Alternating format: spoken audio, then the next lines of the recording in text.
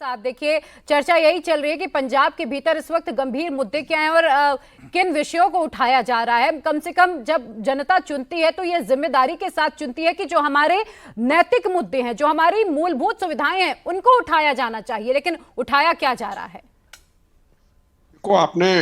मैं आपकी बात सुन रहा था कि एक खालिस्तानी को कल इसके बाल कटे हुए थे, दाढ़ी कटी हुई थी, कनाडा दुबई से आया, चोला भी पहन लिया और किसी सुरक्षा एजेंसी से बंदूकें भी ले ली और बिंद्रा वाले का रूप तैयार कर लिया।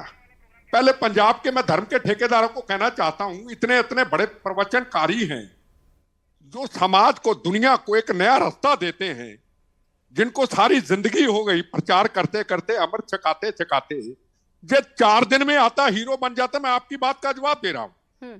आप मान साहब को पूछिए कि फौज का जवान कैसे भर्ती होता है, चाहे ये भी फौज में ऑफिसर रहे, उसकी कितनी इंक्वायरी होती है, इंटेलिजेंस, सीआईडी, 3600 एजेंसियां करती हैं, फिर वो फौज का जवान वर्दी पहन के, मौत का कफन बांध करके मातृभूमि की रक्षा के लिए, समाओं की रक्षा करते जाता है। फिर उसकी बॉडी शहीद थे, खून के तिरंगे, हिंदू मुसलमान खून के तिरंगे झंडे में लिपटी जाती है। आपने बड़ी अच्छी बात कही, उसी के पीछे आता हूं कि कैसे हीरो बन जाते हैं। और ये लोग 20 लाख लोगों से जब हीरो बन जाते हैं और पार्लियामेंट में बैठ जाते हैं, और एक बेअंत सिंह, इंदिरा गांधी का कातिल, उसका बेटा भी एमपी बन जाता है। ये लोग भूल जाते हैं, अगर इंदिरा गांधी का कत्ल ना किया होता, क्या 84 के दंगे होते? उन 84 के दंगे वालों का क्या कसूर था? सवाल सबसे बड़ा ये है, ये संविधान के मंदिर में आके ऐसी हरकतें करनी और पुराने खूनी इतिहास को खोलने की कोशिश करनी, जिसका अभी तक हम खमियाजा भुगत रहे हैं। ये क्या खिलौना हो गया इस भारत? क्या भारत धर्मशाला है हम कुछ भी बोल दें? और 20 लाख लोगों से जीत गया तो हम क्या करें? हम क्या करें? 20 लाख, हमें हिंदुस्तान प्यारा है, हमें भारत मां से प्यार है, तेरा वैभव अमर रहे मां, हम दिन 4 रहे ना रहे। हमारे जवान, हम सोते हैं, वो सारी रात सीमाओं की रक्षा करते हैं, और हम अपनी जैकेट पहन करके और कुछ भी बयान दे देते हैं, हीरो बन जाते हैं। बनाए लोग हीरो, हम क्या करें लोगों को? हमें भारत मां प्यारी है।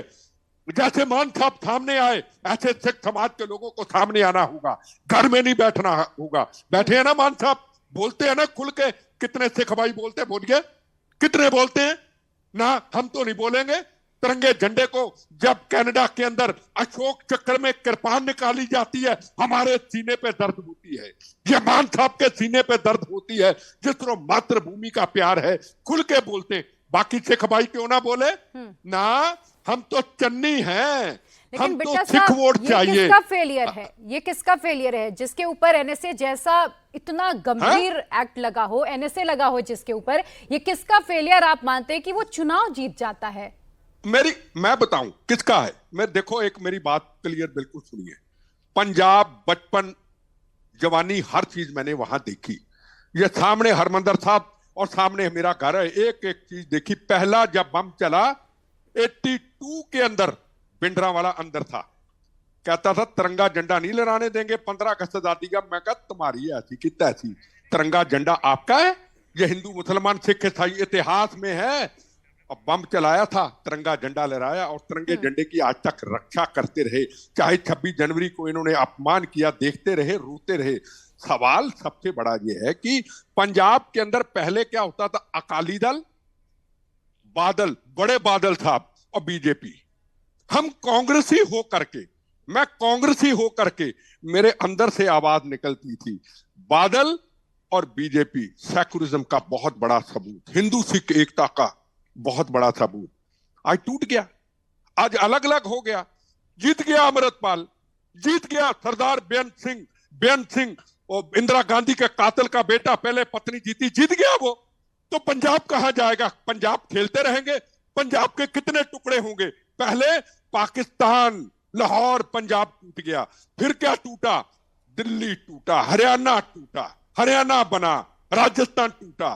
कहां तक था पंजाब? हिमाचल, हरियाणा, जम्मू का हिस्सा, अब क्या रह गया पंजाब, अब इतना था। अब कहते खालिस्तान बनाएंगे, तुम्हारी ऐसी की तैसी खालिस्तान बनाएंगे। खालिस्तान ये राजपुरे तक बनाएंगे जहां किसान आंदोलन लगा रखा है? क्या खालिस्तान बनाएंगे पठानकोट तक बनाएंगे? क्या 200-300 किलोमीटर में खालिस्तान बनाएंगे? तुम्हारी ऐसी की तैसी, तुम मामे लगते हो खालिस्तान जी के। बेटा साहब। क्या मान साहब हमारे लोग सिख नहीं है? क्या पंजाब के बाहर जो सिख हैं, क्या उनको हिंदुस्तान छोड़ के पंजाब में आना पड़ेगा? खालिस्तान का मतलब क्या है? क्या पंजाब के सिख भाइयों को दिल्ली बंगला साहब गुरुद्वारा, दिल्ली शीशगंज साहब क्या पासपोर्ट लेके आना पड़ेगा? क्या पंजाब के सिख समाज को पटना साहब, नदेड़ साहब, महाराष्ट्र में पासपोर्ट लेके जाना पड़ेगा? इनकी खोपड़ी कहां है? आओ मेरे से बहस कराओ खालिस्तान के मुद्दे पे। इनका मुद्दा खालिस्तान है ना।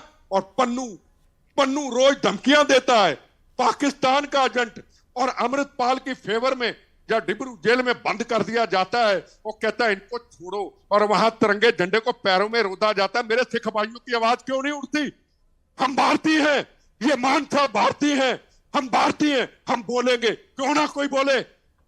बिट्टा बोले तो कौम के गदार, मान साहब बोले कौम के गदार। तुम्हारी है ऐसी की तैसी, सिख कौम तुम्हारी है?